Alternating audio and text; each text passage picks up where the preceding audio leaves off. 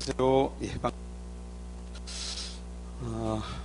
오늘 멕시코하고 축구 경기가 있어서 많이들 안 오신 것 같습니다. 뭐 하시는 분은 하셔야지. 자, 페이지 어디서부터 보냐면은 이제 지금 145페이지입니다. 페이지 145. 건축물에 대한 안전 평가 여기를 볼게요. 145페이지입니다. 그래서 건축물에 대한 안전 영향 평가를 받아야 되는 건 어떤 것인가 했더니 초고층 건축물에 대해서 안전 영향 평가를 받아라 이렇게 되어 있네요. 초고층 건축물. 초고층 건축물은 어떤 것을 초고층 건축물이라 하던가요? 층수가 50층 이상 또는 또 건축물 높이가 200m 이상 둘 중에 하나죠. 여기다 가로열고 하나 써놓으세요. 그래서 뭐라고 쓰냐면 층수가 50층 이상 또는 높이가 200m 이상 이런 것은 안전 영향 평가를 받아야 된다. 자, 그 다음에 다음의 요건을 모두 충족하는 건축물. 그래서 이 두 개가 동시 충족해야 되는데 연면적이 10만 제곱미터 이상이어야 된다. 그 다음에 16층 이상이다. 이렇게 되면 안전 영향 평가를 받아야 된다. 이런 소리가 되겠습니다. 그래서 요게 박스형 문제로 출제될 가능성이 있습니다. 그래서 좀 보셔야 될 필요가 있고요. 간단하지만 박스형 문제로 올라올 수 있다. 자, 그 다음에 지금 건축물의 대지 및 도로인데 도로가 되기 위해서는 사람의 보행이 가능해야 되고 그 다음에 그랬으니까 이게 엔드가 되겠습니다. 자동차 통행이 가능하고 너비가 4m 이상이 된다는 거예요. 그 다음에 중요한 건 요거죠. 예정 도로를 포함한다. 그래서 현재 도로가 아니지만 앞으로 도로 내겠다 하면서 도면에 이런 놈은 도시군 기본계획이라든가 도시군 관리계획에 도로 내겠다라고 이렇게 표시가 돼 있어도 예정 도로이기 때문에 그것도 도로다. 자, 그 다음에 도로가 되기 위해서는 국토유기 영향에 관한 법률, 그 다음에 도로법, 사도법, 기타 관계법령에 따라 신설 변경에 관한 고시가 된 도로다. 자, 여기서 주의해야 될 것은 이 부분인데 도로법이란 말이죠. 그러면 도로법에 의하여 신설 변경에 관한 고시가 된 도로여야 건축법상 도로가 된다. 이런 기출문제가 있었어요. 도로법에 의하여 신설 변경 고시가 된 도로여야 건축법상 도로다. 틀렸어요. 도로법에 의해서 신설 변경 고시가 된 도로 외에 도로법 외에 국토법, 사도법, 기타 관계법령에 의해서 신설 변경에 관한 고시가 된 도로는 다 건축법상 도로입니다. 그러니까 건축법 되기 위해서는 도로법에 의해서 고시가 되어야만 하는 건 아니다. 그러니까 도로법 위에 국토법, 사도법, 그다음 기타 관계법령에 따라서 신설 변경에 관한 고시가 된 도로면 다 건축법상 도로가 되는 거지. 꼭 도로법에 의해서 신설 변경 고시가 된 도로여야 하는 건 아니다라는 겁니다. 자, 그래서 요거 도로법 한 개만 물고 나올 때 좀 주의를 해서 보셔야 되고요. 그 다음에 건축 허가 신고시에 특별시장, 광역시장, 도지사, 특별자치시장, 특별자치도지사 시장 군수 위치를 지정 공고했다. 위치를 지정 공고했다라고 일종의 이런 것은 소방도로 같은 것들이 전부 다 여기에 해당이 되는 겁니다. 자, 그 다음에 예외입니다. 차량 통행이 불가능하다. 보행은 가능한데 지형적 조건으로 차량 통행을 위한 도로 설치가 곤란하다 하고 인정하면 너비가 3m 이상에서 원래 4m가 필요한데 3m 이상에서 도로로 할 수 있다는 겁니다. 일종의 4m가 안 되지만 도로를 지정할 수 있다는 소리고요. 막다른 도로, 이 막다른 도로란 말은 골목길을 이야기하는 겁니다. 골목길. 그래서 요거 기억할 때 2, 3, 6, 4 이렇게 기억하시기 바랍니다. 2, 3, 6, 4다 이렇게 기억하고요. 자, 그 다음에 대지와 도로와의 관계인데 건축물의 대지는 도로에 2m 이상 접한다. 자, 이 2m를 동그라미 하고 이걸 별표 칩니다. 2m 이상을 도로에 접하라. 2m. 자, 그럼 이게 지금 헷갈리는 이야기인데 도로의 너비는 몇 m 이상이에요? 4m죠. 너비는 4m. 그럼 도로 폭을 얘기하는 거예요. 도로 폭은 4m 이상. 그럼 여기 2m는 뭐냐? 대지가 도로를 물고 있어야 된다는 겁니다. 그래서 접도 의무라 그래요. 그래서 요 뒤에다가 가로 열고 접도 의무 이렇게 쓰세요. 접도 의무. 지금 페이지 146페이지를 하고 있습니다. 그래서 대지는 도로에 2m 이상을 접하고 있으니까, 이걸 접도라 그러는 거예요. 2m 이상 접하라. 그래서 접도 의무다. 자, 다만 다음의 경우는 그러하지 아니하다. 그러하지 아니하다는 말이 가리키는 말은 2m 이상을 접하지 않아도 된다. 한마디로 예외다. 이런 소리입니다. 예외. 당해 건축물 출입에 지장이 없다고 인정했다. 그 다음에 건축물의 주변에 광장, 공원, 유원지 기타 관계법령에 의해서 건축이 금지되고, 슬롯이 자릅니다. 금지되고, 그 다음에 공중의 통행 지장이 없는 토지로서 허가권자가 인정하면 2m 이상을 접하지 않아도 된다. 그 다음에 농막을 건축을 한다. 이럴 때 지금 2m 이상을 대지가 도로에 접하지 않아도 된다. 왜냐하면 농막 같은 것은 이제 농지 뭐 중간이라든가 어떤 귀퉁이에다 갖다 놔야 되는데 어떤 뭐 귀퉁이다 이런 갖다 놓을 때는 도로에 접하지 않은 상태에서 갖다 놓을 경우가 많거든요. 그렇기 때문에 2m를 접하지 않고 갖다 놓을 때가 많으니까 그런 것이고, 이번에 농지법이 어제 개정됐고 그제도 그러니까 6월 16일, 6월 17일, 오늘 6월 18일인가요? 19일이죠. 오늘 19일이죠. 그러니까 16일, 17일 양 이틀에 걸쳐서 농지법이 또 많이 개정이 됐어요. 그래서 농지법이 거의 뭐 전면 개정에 가까울 정도로 지금 많이 개정이 됐는데, 그래서 좀 속 시끄럽습니다. 다시 정리를 쭉 해야 될 것 같습니다. 자, 어쨌든 이따가 농지법이 나오는데 이따가 다시 한번 보고요.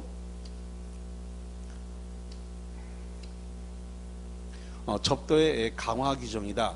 원래 얼마 이상을 접하라 그랬어요? 2m 이상을 접하라 그랬는데 4m 이상을 접하라라고 되어 있기 때문에 이걸 접도의 강화 규정이다 이렇게 얘기를 해요. 연면적기가 2,000에 2동그라미, 다만 현관편 공장은 3,000이다. 그 다음에 축사, 작물재배사는 제외된다. 그럼 축사와 작물재배사 이런 것들은 4m 이상을 접할 필요가 없죠. 비슷한 추로서 건축물에 제외하고 대지는 너비 6m 이상인 도로에 4m 이상을 접해야 된다. 그래서 6m 동그라미, 4m 동그라미. 기출문제가 이제 여기를 4번 냈는데 요거 6m하고 4m를 요걸 갖다가 바꿔서 냈어요. 6m와 4m. 그래서 너비 4m 이상인 도로에 6m 이상 접하라 이렇게 문제를 냈는데 시험장 가면 이게 잘 안 보여요. 바꿔놨는지. 그래서 요거를 기억을 할 때 요렇게 기억합니다. 2, 6, 4. 그래서 광야라고 하는 시에 있죠. 우리를 구할 초인이 우리한테 달려올 거니까 초인이 오라고 목 놓아 부르게 하라. 그 초인이라는 거 있죠. 그래서 그 시인이 264잖아요. 그래서 여기서 264 이렇게 264 이렇게 외워놓으시기 바랍니다. 그래야 안 헷갈려요. 요거 6하고 4를 딱 바꿔놓는단 말이에요. 시험장 가면 바뀌었는지 안 바뀌었는지 잘 몰라요. 그래서 기억할 때 264 이렇게 딱 기억을 해놓으시기 바랍니다. 그래야 안 까먹습니다. 자, 그래서 원래 접도 의무는 몇 메타인데요? 2m인데 접도의 강화 규정이 적용되는 건 몇 메타 접하라? 4m, 264. 그래서 연면적 합계가 2000제곱미터 이상인 건축물은 6m 이상인 도로에 4m 이상이잖아. 4m, 2m인데 4m 접하라고 그랬으니까 접도의 강화 규정이다. 이렇게 얘기를 하는 겁니다. 264. 자, 그 다음에 거기를 하도 잘 틀리니까 시험 문제를 4번이나 냈겠죠. 자꾸 틀리니까. 자, 그 다음에 도로를 지정을 하려고 그런다. 그럼 이해관계인의 동의를 얻어라. 이렇게 돼 있어요.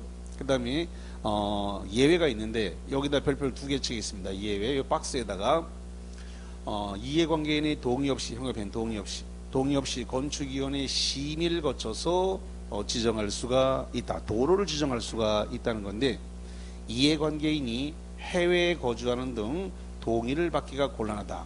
그 다음에 주민이 장기간 통행로를 이용하고 있는 사실상의 통로다. 이럴 때는 이해관계인의 동의 없이 건축위원회 심의만 거쳐가지고 도로를 지정할 수 있는데, 정작 중요한 건 박스 밑에 있습니다. 여기다가 별표를 2개 칩니다. 도로를 폐지 또는 변경하려고 그래요. 도로를 폐지 변경할 때는 항상 이해관계인의 동의를 얻는다. 항상 그랬으니까 반드시 동의를 받아야 된다는 소리예요. 그래서 예외가 없어요. 예외가 없다. 자, 그러면 여기가 헷갈린다고 그랬는데, 도로를 지정 변경할 때는 뭘 해야 된다고요? 동의를 생략할 수 있다고요. 도로를 지정 변경할 때는 생략할 수 있는데, 도로를 폐지 변경을 한다. 폐지 변경할 때는 이해관계인의 동의를 생략할 수 없다. 그래서 요거를 주의해서 봐요. 그래서 폐지 변경은 동의 생략이 없다.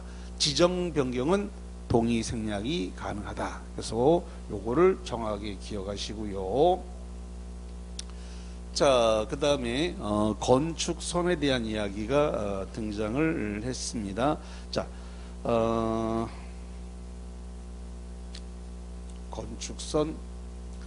건축선은 조금 이따가 보도록 하고, 그 다음에 대지와 연결해 갖고 이건 조금 이따가 따로 정리할게요. 한 3분 뒤에 따로 정리하고, 여기서부터. 자, 저지대, 대지는 인접한 도로면, 이 도로면을 동그라미 치세요. 도로면보다 낮아서는 아니 된다. 그럼 시험 문제는 대지는 인접하는 대지면보다, 이렇게 내거든요. 대지면보다가 아니라 뭐라고요? 도로면보다. 대지는 인접한 대지면보다 낮아서는 안 된다가 아니라 도로면보다 낮으면 안 된다. 만약에 대지가 도로면보다 낮으면 어떻게 돼요?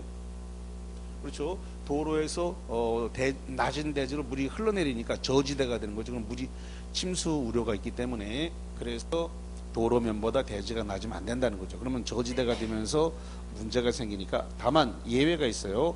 그 저지대라 할지라도 대지 안에 배수의 지장이 없거나 슬롯이 하나 끊고 용도상 방습이 필요 없는 경우는 그렇지 않다. 그렇지 않다는 말은 낮아도 된다라는 예외가 있는 거죠. 그 다음에 습한 토지, 쓰레기 등 유사한 것으로 매립된 토지는 성토나 지방개량 필요한 조치를 머스트니까 하여야 한다. 그 다음에 빗물과 오수를 처리하기 위해서 그런 하수관, 하수구 등 유사한 시설을 설치해야 된다. 그 다음에 손괴. 자, 손괴가 뭔가요?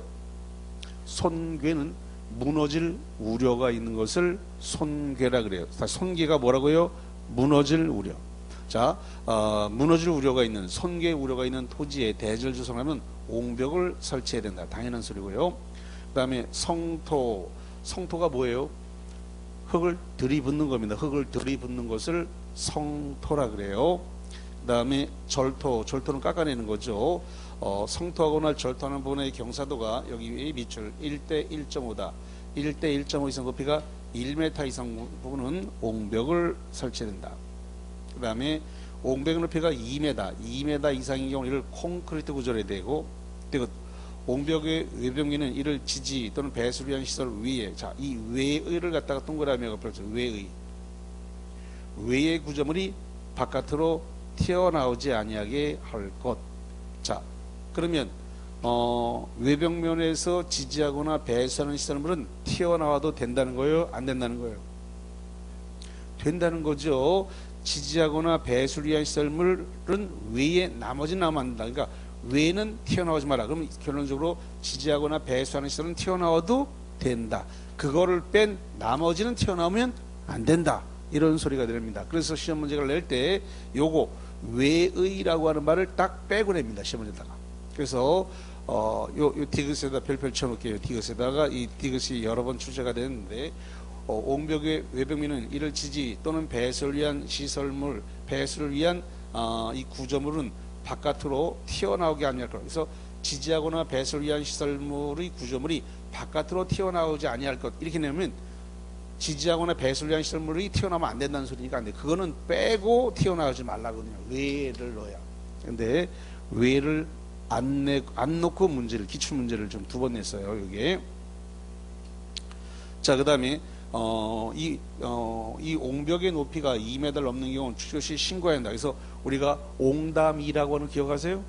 옹벽과 담장은 2m가 넘으면 뭘 해야 된다? 신고. 그래서 옹담이, 지금 우리가 지금 보고 있는 옹벽이니까 이 옹벽의 높이가 2m가 넘으면 신고해야 된다. 그래서 옹담 2에 해당되는 내용이었다. 이렇게 보면 되겠고요. 자, 한 상태에서 문제. 지난주 프린트물입니다. 오늘 거 말고 지난주 프린트물 11번을 보겠습니다. 오늘 거 말고입니다.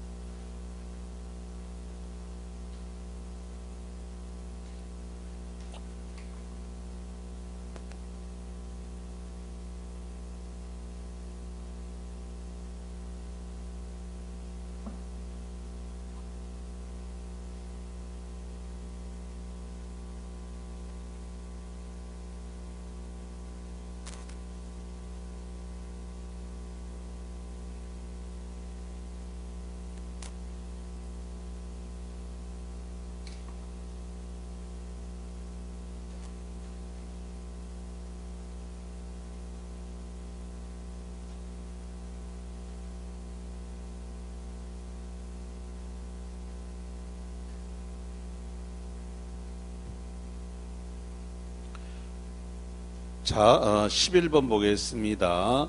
건축법령상 대지와 도로와의 관계에 관한 설명으로 틀린 것은 나왔습니다. 오늘 거 아니고 지난주 겁니다. 지난주 프린트물 11번입니다. 자, 뭐가 틀렸을까요? 4번 틀렸네요. 맞습니다. 4번을 봤더니 허가권자는 도로의 위치를 지정 공고하고자 할 때는 반드시 도로에 대한 이해공개에 동의한다. 반드시 도로에 대한 이해공개를 동의를 받아야 되는 건 뭐라고 쓸까요? 폐지 변경할 때, 폐지 변경할 때 이해관계인의 동의를 받아야 되는데, 도로를 지정 변경한다. 도로를 지정 변경할 때는 생략할 수 있다는 예외가 2개가 있었나요? 생략이 가능하다는 게 몇 개 있다고요? 2개. 어떻게 2개 있었어요? 오랜 기간 동안 해외 체류하거나 장기간에 그래서 통행도로 이용하고 있다. 그럼 생략할 수 있다. 방금 전에 했어요. 1분도 지나지 않았습니다. 자, 지금 이거란 말이죠.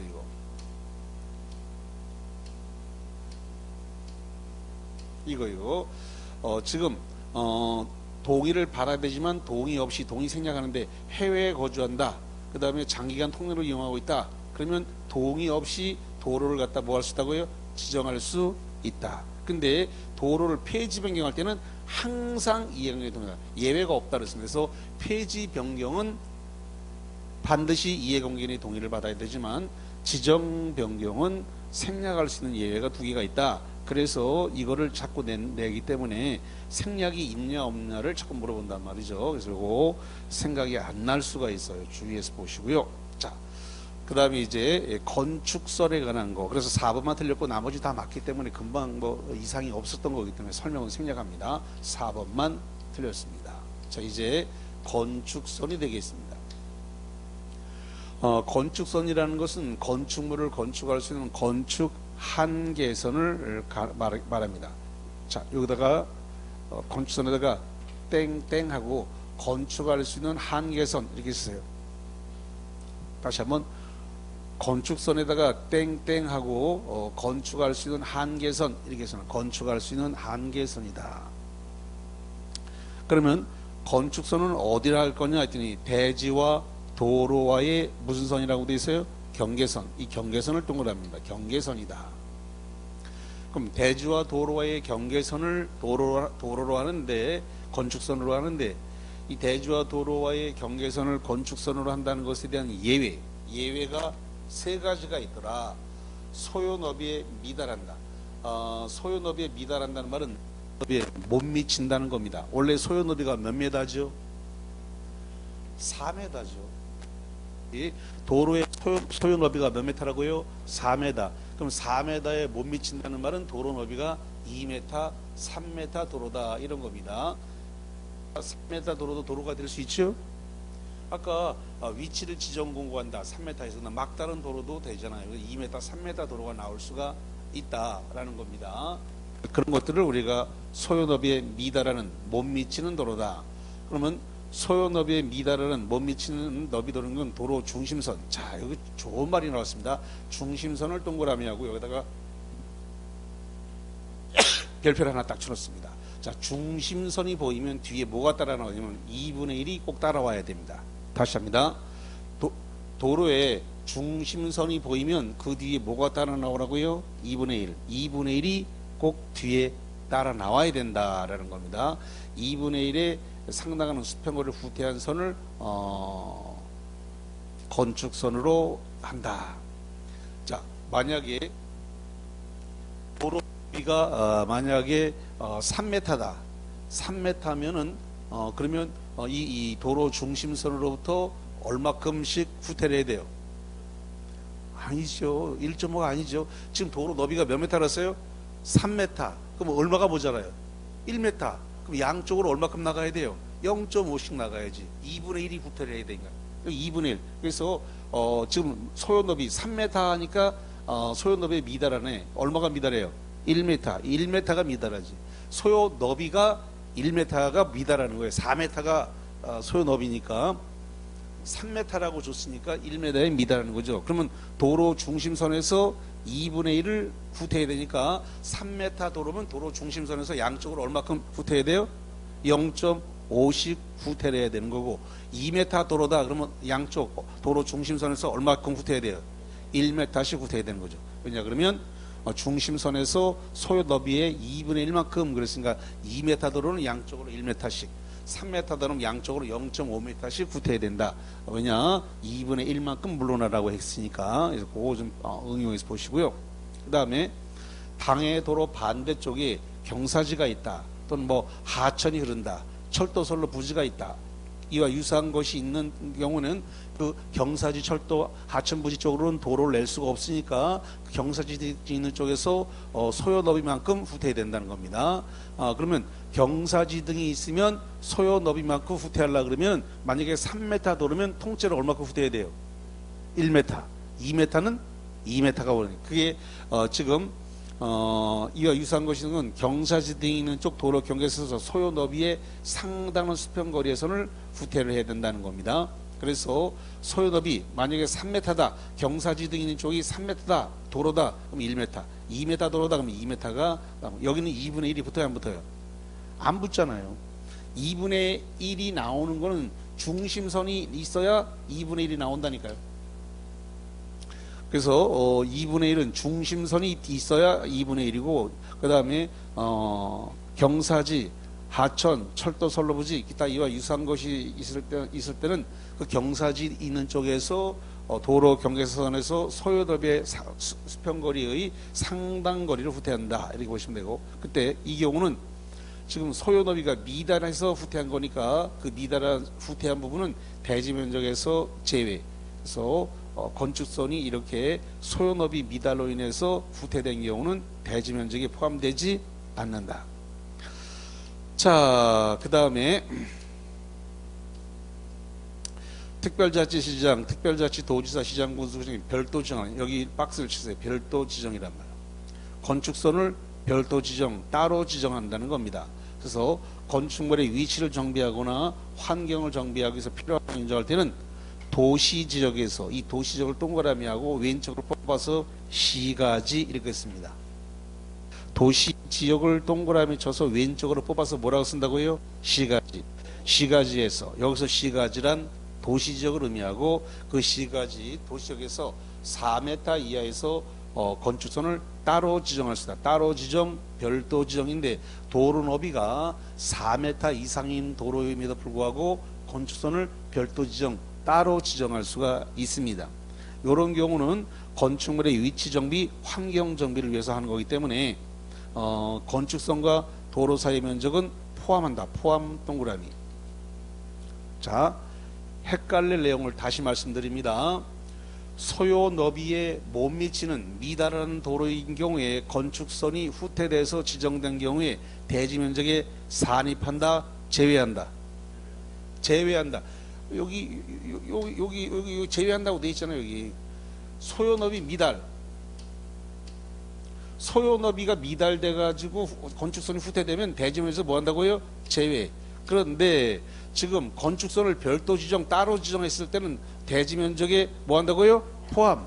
이게 제외되느냐 포함되느냐 갖고 승부가 난단 말이에요. 조심해야 돼. 대지 면적에서 제외되는 것은 소유도비 미달이거나 도로 모퉁이를 잘라냈을 때는 다 제외가 되는데, 건축선을 별도 지정하거나 따로 지정했을 때 한해서만 대지 면적에 뭐 한다고요? 포함한다. 자, 그 다음에 건축선에 의한 건축, 건축물과 담장은 건축선의 수직면을 넘어서는 아야 된다. 슬롯이 자릅니다. 건축선은 눈에 보이지 않으니까 측량을 딱 해야 돼요. 측량을 했을 때 건축선의 수직면을 넘어서는 안 된다. 건축물이나 대문, 담장 다 수직면을 넘어서는 안 된다. 다만 지표 하의 부분은 그러하지 아니하다. 그러하지 아니하다가 가리킨 말은 넘을 수 있다. 침범해도 된다. 이런 소리가 되겠습니다. 그 다음 여기 도로면으로부터 4.5m 이하, 여기를 현관에 칩니다. 도로면으로부터 4.5m 이하다. 이거를 치사하게 내면은 지표면으로부터 4.5m 이하라고 출제한 적이 있어요. 그해 엄청나게 많이 틀렸어요. 4.5만 기억을 했는지 도로면인지 지표면인지를 구분 못해가지고요, 많이 틀렸습니다. 그래서 지표면으로부터 4.5가 아니라 뭐로부터라고요? 도로면으로부터 4.5m, 이걸 지표면으로부터 4.5m 이하 이렇게 낸 적이 있어요. 아주 많이 틀렸습니다. 그게. 그래서 도로면으로부터 4.5m 이하에는 출입구, 창문, 기타 이와 유사한 구조물은 열고 닫을 때 건축선의 수직면을 넘어서는 안 된다. 자, 도로면 위에를 침범하고 있는 구조물은 뭐가 있어요? 도로 위를 침범하고 있는 구조물. 어렵게 생각하지 마세요. 육교예요. 육교가 도로 위를 침범하고 있잖아요. 지금 도로가 이렇게 있고 육교가 도로 위에 있으니까 도로 위를 침범했네요. 그러면 도로 위에 있는 육교는 얼마를 초과해서 만들었다? 4.5를 초과해서 만들었다. 왜? 4.5m 이하는 침범할 수 없는 공간이니까 육교는 얼마를 초과해서 만들었다고요? 4.5를 초과해서 만들었다. 그래서 육교 밑에 뭐라고 써놨어요? 공간 높이 4.5m 이하, 이렇게 육교에다가 써놓은 거예요. 그래서 도로면으로부터 4.5m는 침범할 수 있는 공간이다, 없는 공간이다? 없는 공간이다. 4.5m 이하는 침범할 수 없다. 왜? 컨테이너를 실은 트럭이 지나갈 때 육교가 4.5m 이하이면 육교를 들이받아서 육교를 깨먹는단 말이에요. 그러니까 육교가 안 깨지려면 4.5m를 초과해서 만들어 놔야만이 트럭이 지나갈 때, 컨테이너를 실은 트럭이 지나갈 때 육교를 들이받지 않는단 말이죠. 그래서 4.5m는 침범할 수 없는 공간이다. 육교 말고 또 뭐가 있어요? 육교 말고 도로 위를 침범하고 있는 거, 도로 위에 4.5m를 초과해서 만들어준 구조물 또 뭐가 있어요? 뭐가 또 4.5m이냐 그러면 지금 A라고 하는 건물과 B라는 건물 사이에 건물과 건물 사이를 이렇게 연결 통로로 연결해 놨는데, 저기 삼산동에 가면 현대백화점 있나요? 현대백화점의 건물과 건물 사이를 앞동과 뒷동 건물 사이를 이렇게 연결로 해놨죠. 그 연결해 놓고 그 밑에 도로 지나가죠. 예, 그래서 도로 지나가니까 연결 통로는 당연히 4.5m를 초과해서 만들고, 자, 그래서 도로면으로부터 4.5m 이하는 침범할 수 없는 공간이다라는 거 기억하시고요. 자, 그 정도 한 상태에서 프린트물 지난주 겁니다. 08번 08번.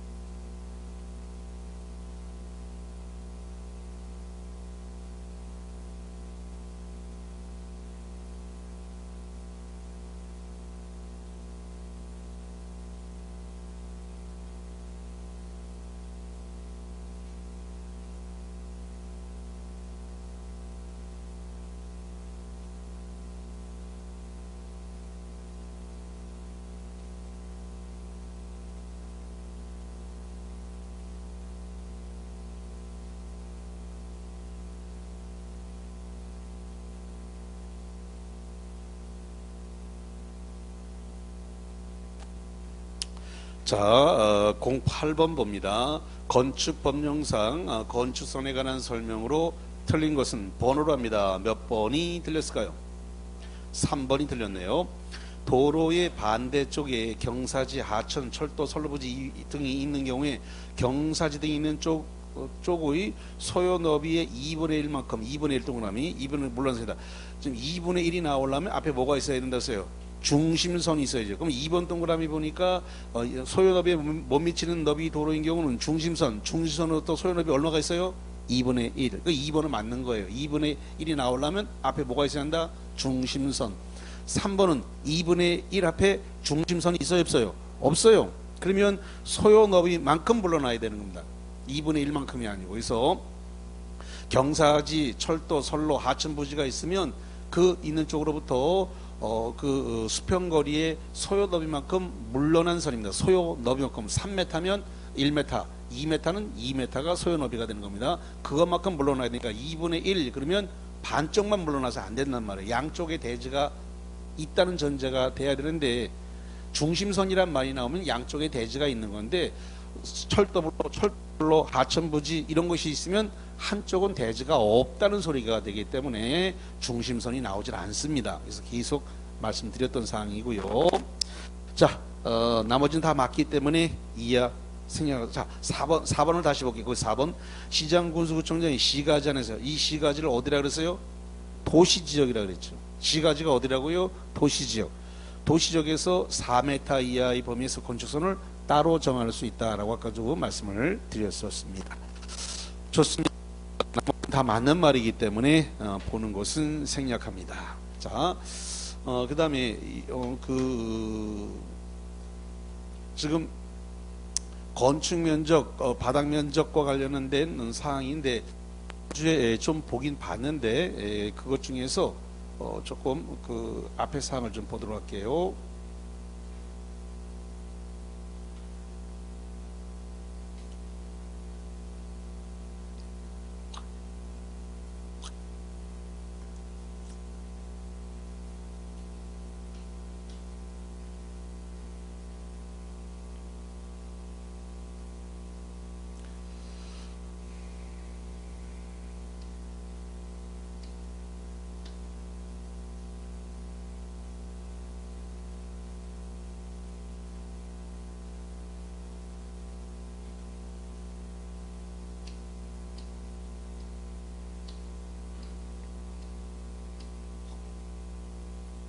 지난주에 했는데 세부 사항으로 볼 게 있어서 그래요. 자, 나왔네요. 지하층 리모델링 지난주 초고층 고층을 지난주 다 했죠? 다 했습니다. 자, 그 다음에 건축 면적하고 바닥 면적도 지난주에 했어요. 근데 조금 세부 사항을 좀 보려고 합니다. 건축 면적은 건축물의 외벽이 없을 때는 외곽 기둥 중심선으로 둘러싸인 수평 투영 면적이다. 수평 투영 면적은 어떻게 하는 거라 그랬어요? 수평 투영 면적은 위에서 아래로 내려다보는 게 수평 투영 면적이다. 그 다음에 바닥 면적은 건축물 바닥 면적이란 말이는 뭐가 나온다고요? 각층 또는 일부로서 벽 이와 유사한 구역의 중심선으로 둘러싸인 수평 투영 면적으로 한다. 이렇게 말씀을 드렸고요. 자, 그러면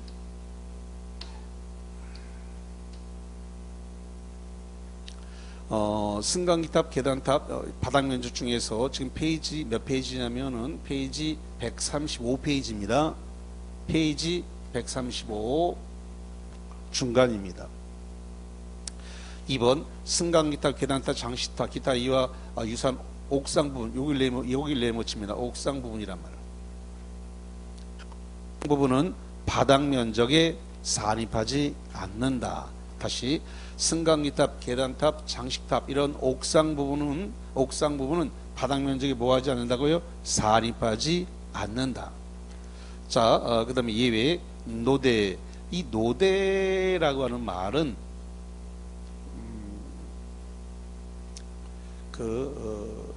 발코니라든가 베란다를 이 노대라고 얘기를 하는데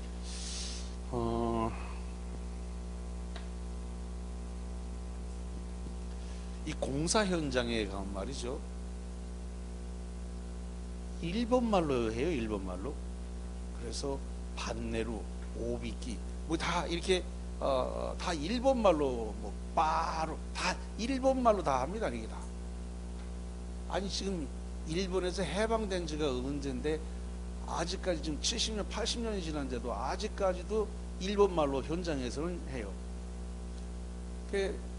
건축법이 일본법을 베껴 놓다 보니까 일본 용어가 아직 많이 남아 있어요. 그래서 노대라는 게 이 전형적인 일본 용어입니다. 일본 노대.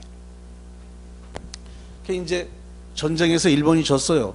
그랬더니 이제 미국 놈이 최고다 이래가지고 이제 미국으로 유학을 많이 갔어요.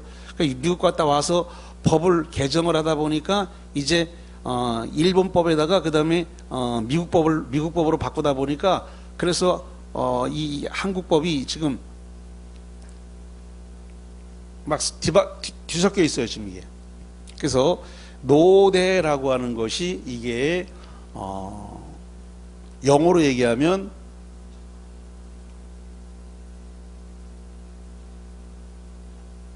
우리가 흔히 얘기했던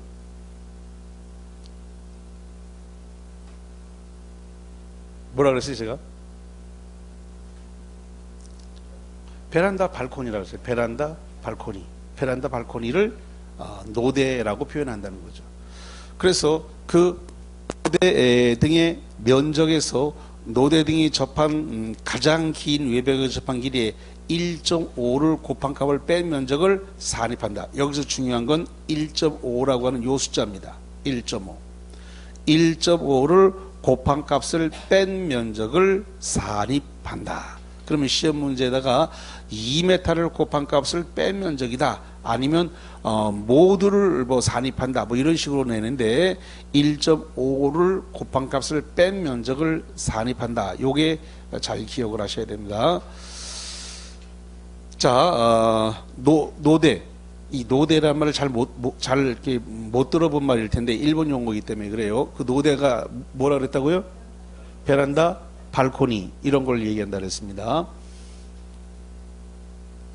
자, 그 다음에 벽, 기둥, 구획이 없는 건축물. 이 벽, 기둥, 구획이 없는 건축물을 이걸 갖다가 뭐라 부르냐면 캔티레버라 그래요. 캔티레버. 일본말로 얘기하면 교각입니다. 캔티레버. 그게 벽, 기둥, 구획이 없는 건축물이에요. 교각. 그러면 교각은 이렇게 이 받침대가 있고 교각이 이렇게 돼 있고 여기 위에다가 상판을 이렇게 올리겠죠? 올렸을 거예요.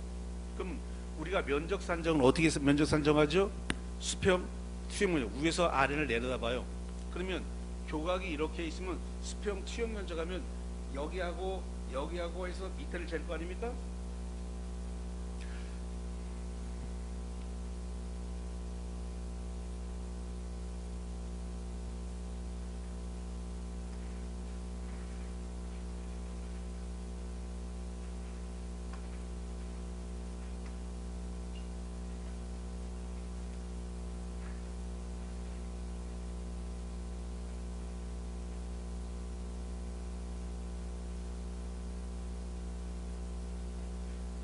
자, 교각이 해서 상판이 이렇게 올라가겠죠. 상판이 이렇게 올라갔어요. 수평 투영 면적이가 위에서 이렇게 아래를 내려다 볼 거란 말이죠. 그러면 위에서 아래를 내다보면 여기서부터 여기까지가 전부 다 바닥 면적처럼 보이겠죠. 위에서 내려다 봤으니까. 근데 실제 면적은 여기서 여기까지가 바닥 면적이잖아요. 실제 면적은. 그러다 보니까 지금 이게 뭐냐 그러면 여기에 지금 벽이 있는 것도 아니고 기둥이 있는 것도 아니죠. 다시 교각 밑에가 벽이 있어요, 기둥이 있어요? 없잖아요. 그러니까 벽, 기둥, 구획이 없는 건축물, 이거 교각을 얘기하는 거예요. 이게 캔티레버라고 그래서 이게. 그러면 여기 이 없는 끝부분으로부터 1m를 후퇴한다는 몇 m라고요? 1m. 이쪽 끝에서 1m. 1m씩 후퇴해서 둘러싸인 요 부분을 요 부분을 뭘로 하겠다고요? 이걸 바닥 면적으로 하겠다고. 그래서 1m, 그 끝부분으로 또 수평거리를 몇 m를 후퇴하고요? 1m. 1m를 후퇴한 서로부터 둘러싸인 수평 투영 면적으로 하겠다. 그래서 양쪽 끝으로부터 벽 기둥이 없는 양쪽 끝으로 몇 m를 후퇴한다고요? 1m. 1m. 그 1m를 뺀 양 둘러싸인 면적으로 하겠다. 이런 내용이 되겠습니다. 이걸 갖다가 캔티레버, 일본 말로 교각이라 그래요. 네. 자, 그 다음에 다락.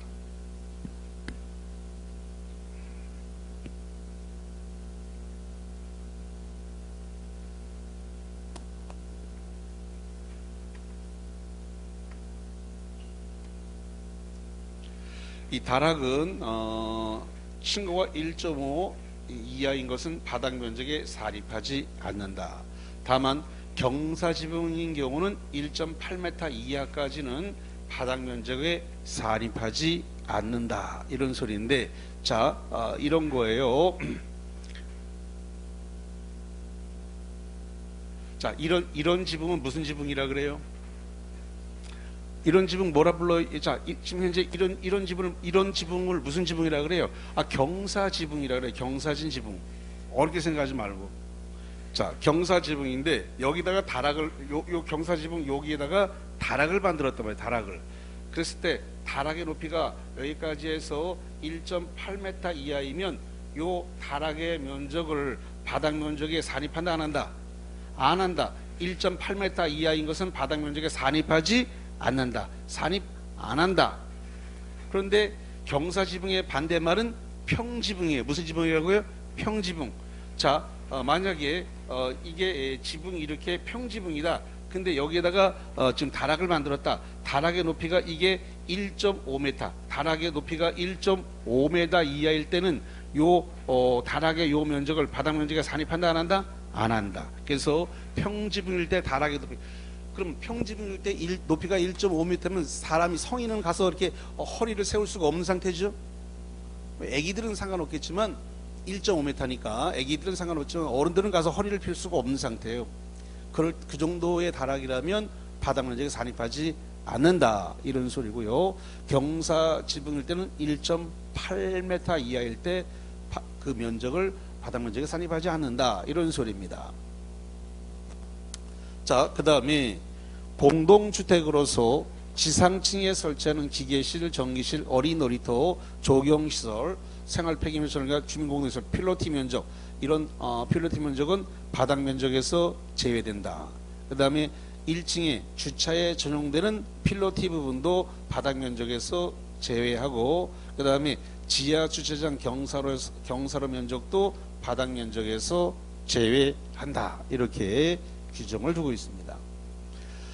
자, 그 다음에 연면적이다. 이거 지난주에 말씀을 드렸던 건데, 연면적이라고 하는 것은 각층 바닥 면적이다. 여기서 각층이란 말은 지상 지하를 다 합쳐놓은 거라 그랬나요? 지상 지하를 다 합쳐놓은 면적이 각층 바닥 면적이다. 그러면 연면적이는 지하층을 포함한다, 안 한다? 포함한다. 다시 한번, 연면적이는 뭘 포함한다고요? 지하층 면적을 포함해요. 다만 용적률을 산정할 때는 연면적에서 지하층 면적을 제외, 지상층의 주차용으로 사용하는 걸 제외, 그 다음에 초고층, 준초고층 건축물의 피난 안전 면적 제외, 그 다음에 경사지붕 아래 설치하는 대피공간 면적을 제외한다. 어디서 제외한다? 연면적에서 용적률 산정할 때는 제외한다. 그럼 용적률 산정할 때는 지하층을 포함한다, 제외한다? 제외한다. 연면적에는 지하층을 포함한다, 제외한다? 포함한다. 지하층을 포함하냐 안 하냐가 관건이에요. 그래서 연면적 계산할 때는 지하층을 뭐 한다고요? 포함한다. 용적률에서는 지하층을 제외한다. 그게 관건입니다. 예. 우리는 기술적인 부분을 안 물어봐요. 그거는 건축사, 건축기사, 건축기능사가 할 일이지 공인중개사가 할 일이 아니에요. 그래서 기술적인 부분은 안 물어봅니다. 그러면 개념만 물어보는 거예요. 개념.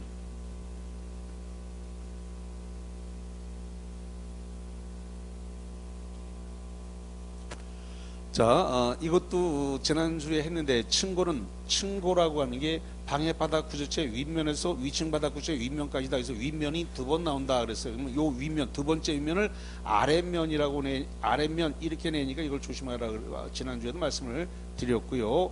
그다음에 충수에 산입되지 않는다. 충수에 산입되지 않는 건 지하층을 충수에 산입하지 않는다라고 하는 거.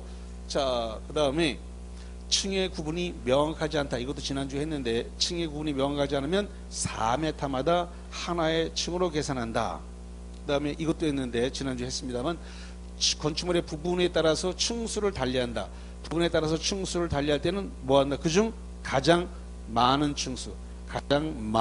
층수로 한다. 이렇게 했습니다. 자, 이 정도 하신 상태에서 프린트물 10번 문제를 풀어봅니다. 프린트물 10번이고 10번에다가 별표를 2개 칩니다.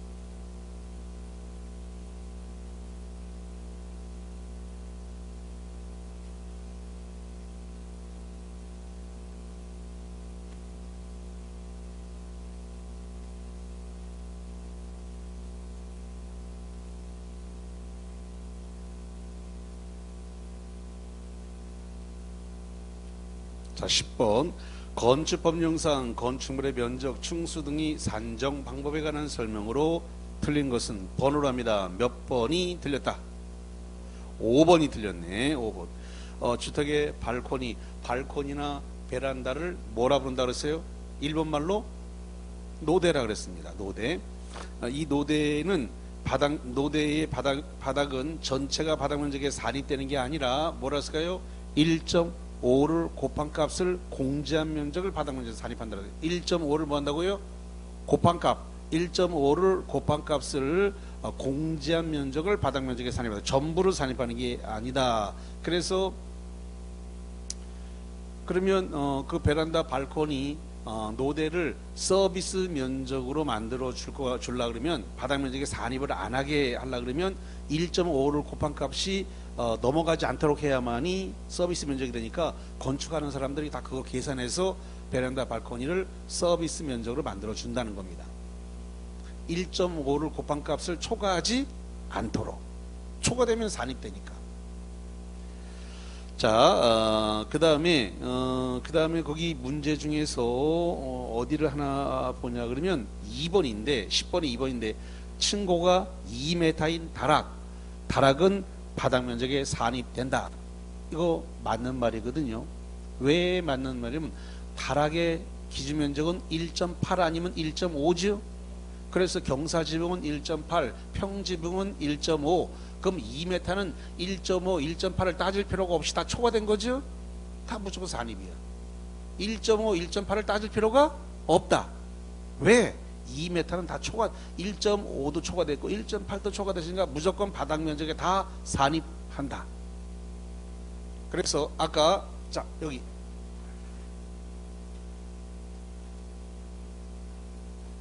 자, 여기를 바닥 면적을 갖다가 50제곱미터라고 줬습니다. 50제곱미터라고 기출문제가 그림형으로 줬는데 50제곱미터라고 이렇게 줬어요. 그리고 요 경사지붕의 높이는 2m다 이렇게 줬습니다. 그러면 이 다락의 면적 50제곱미터를 여기 요 면적 계산할 때 여기가 1층이 지금 500제곱미터, 2층도 500제곱미터, 그 다음에 다락이 50제곱미터. 그래서 이게 1050제곱미터다 이렇게 낸 적이 있는데 맞아요, 틀려요? 지금 2m라고 하면 포함을 해야 되는 거야. 경사 지붕은 1.8m 이하일 때만 면적에 산입을 안 하는 거거든. 그럼 2m니까 1.5를 초과했으니까 이 다락의 면적 50제곱미터는 면적에 산입을 해야 되기 때문에 그래서 1050제곱미터가 돼버리는 거예요. 그래서 다락은 1.5, 1.8을 초과되면 그 다락 면적은 바닥 면적에 뭐 한다고 산입한다. 그래서 지금 이번에 친구가 2m인 다락이라고 했기 때문에 바닥 면적에 산입을 해야 됩니다. 맞는 말이 되겠습니다. 자, 그림형 문제가 나와서 저거를 알고 있느냐라는 이걸 갖다가 다락을 1.5, 1.8을 알고 있느냐라는 거는 그런 형의 그림형 문제가 출제가 됐죠.